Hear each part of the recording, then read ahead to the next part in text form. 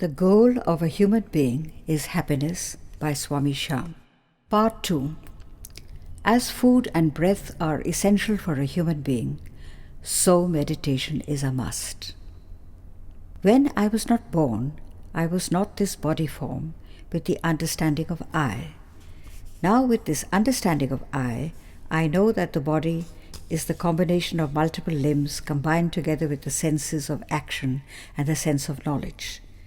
And I, as a human being, know that I exist as a person.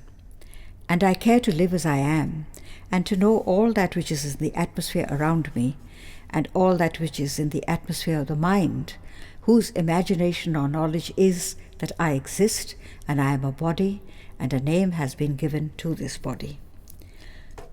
Now, as a human being, I have grown in the sense that I love my name and I love my form. And I surely know my form, which I see with my eyes as my body, and I know my name, which I have heard with my ears. When my body was born, I did not know the form or body with my mind sense, and I did not know the name given to it. So I have grown like this, and have begun to call myself with a name that belongs to my body. I have studied, worked, and gained knowledge in order to exist and cater to the needs of this body, such as the need for food and drink. So for a long time, I did not have any necessity to adopt the work of meditation or to study about or practice meditation.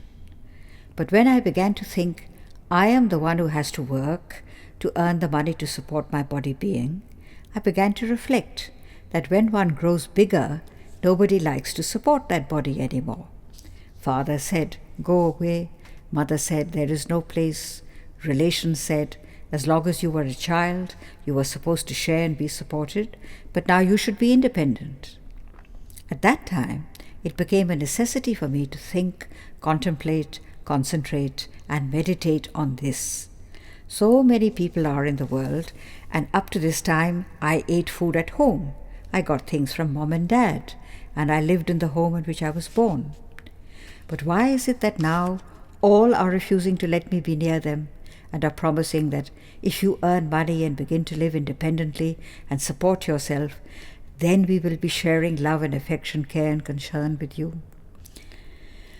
When I became knowledgeable of this, I began to meditate and think calmly to attain that knowledge which might tell me where I am and where people are. And when I sleep, where am I? And when I dream, where am I? And when I wake up, why is it that my ignorance about dream and deep sleep turns into the knowledge that I am awake and I have a body, and that body has to be independent in supporting its own existence? So I began to question, what is that which is called existence? Not knowing what it is, after earning, working, and interacting with people, I began to think in quietness and meditate, just to find out, where is my existence? Or who I am, who you are, and who every sentient being is. By that time, my grandpa had died, grandma had died, father had died, mother had died. So I began to practice meditation or thinking to find the knowledge of why they have all died and why I am alive. Though they lived together in one home, calling all the relatives their own relations, why, one by one, at different times, have they all died? I had a desire that they should not die, and at the time of their death I felt very sad and wept bitterly. But when they have died, one by one, where has my sadness gone? And why has my weeping stopped? And why do I not live with them, knowing where they are and how to reach them? So I practiced meditating and thinking about what is the answer to all these concerns and questions that not only I, but everybody asks. And I wondered, if I have to live alone and my body is to be kept intact, what is needed then? Everybody said from their own experience, you need money for independence, you need a wife to get the knowledge of independence, you need children to get the knowledge of independence, and you have to continue all alone, earning that much money which will allow you to live on earth and interact with all those people who come in contact with you while you are living. Why is it necessary that I have to continue using my time only to maintain these relations? when I am independent. The idea of this independence means to me that my body needs the presence of those persons who can assist me in the growth and unfoldment of more and more knowledge, which will enable me to get all those things, and the company of all those persons, and the possession of all that wealth and money which can purchase food, drink, and clothes for me, so that I feel independence and know that I am not dependent on anyone. Thus, I initiated actions to fulfill the wants and desires felt on the level of my mind and heart, because the knowledge that I gained through association with my senses and with people told me that things are necessary to maintain my physical existence and my mental easiness, because the body and mind will always have more and more desires to draw satisfaction, or a sense of the fulfillment of desires based on my knowledge of the mind. That is why I found work and earned money and felt satisfied, but temporarily. Every day, desire and hunger would come, and need would be felt, and I initiated project after project just to get satisfaction. Yet having initiated and executed all my plans, and having money in hand, and wife at home, and the presence of children, one after the other, and thus meeting and living with all the things, forms, and relations, I still could not feel satisfied. So I still continued meditation, because I was determined to get the answer or knowledge which would enable me to do that which must satisfy my heart, mind, and senses. While I was doing daily work, it became all the more important to continue with meditation, because during that period of meditation, a sense of satisfaction would arise, my worries and tension would be reduced, and I would get the strength to continue my work and interaction with my family, maintaining love and affection and dynamism in my life every day a bit better. I attributed this to my practice of meditation. Further, I did not initiate any work that would create disease and suffering, which result in my having to go every now and then to the doctor, whose medicines are costly and never cure me. Yet, still I did not get the answer and achieve the knowledge of this physical and mental situation, which creates concern and constant worry, even while I am living life honestly and meditating every day. But the practice of meditation made me more and more convinced that the answer and knowledge were going to dawn in my heart and mind, and so I continued with the practice of meditation. I continued meditation because however hard I worked and passed the time, I was supposed to be responsible and abide by the rules and regulations created by elders in the government and in society. Those rules were so many that without making further efforts, I lost the love of my friends and relations. So I got busy in work to earn more and fulfill the needs that I felt were necessary with everyone. But it was not possible that I could serve everyone and provide what all the relations and the relative things demanded. I was utterly dissatisfied.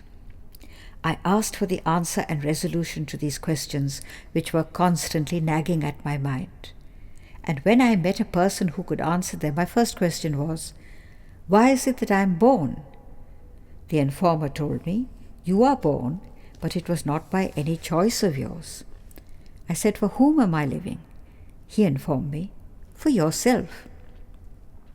And the third question I asked was, "Why is it, though I have done everything the elders told me to do, I am not satisfied?"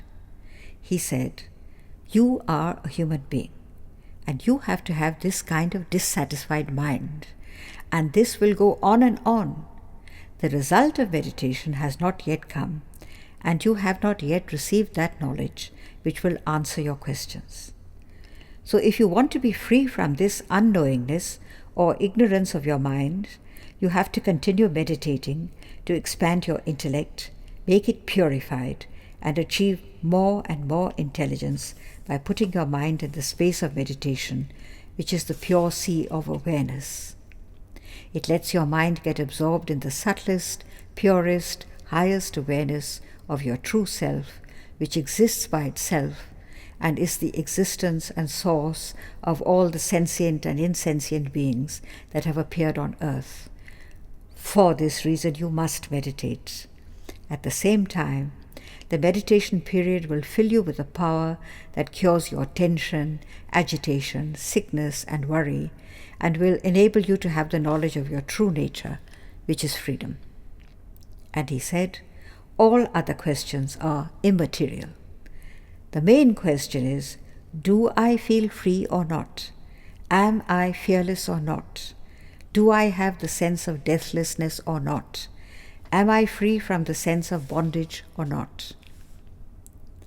Then he said, you should meditate and check every single day how many years you have passed in your life and how many years you are supposed to live on earth, and check whether you have the power of attaining the knowledge of deathlessness, the knowledge of freedom or independence. And he told me that having realized the knowledge of my true nature as the independent reality, I will come to know the source of my existence, of my living, of my relations, of my earning, and of my age in time, and I will always have a sense of freedom, a sense of independence, a sense of my well-being and the well-being of the world. This will be the answer to my question. And if I meditate continuously, I will get whatever quality the meditation space has. I will have a sense of free being and will feel like a fine man. So meditation is useful. I did it, and I find that whatever that informer gave me as the benefits of meditation, I have got all of them. The result is that I am full of compassion, kindness, and a sense of independence. And with all the possessions necessary for my living, I follow the experience of my informer who said that I may do anything in the world, be happy or unhappy, but I must meditate for the unfoldment of that knowledge which is of such supreme value that nobody can snatch it, nobody can steal it, nobody can destroy it. And that supreme wealth is the knowledge of the true existence of myself, the true existence of my relations, the true existence of my countrymen, and the true existence of all people in the world. I am filled with that knowledge, which I distribute or impart to everyone who comes in contact with me, just because I see him as a form of my true existence or self. So meditation has done me the great friendly favor of bringing about the light of self-realization, or the knowledge of the source of all the bodies in the universe. That sense of oneness has graced me through my devoting 20 minutes time every day in meditation.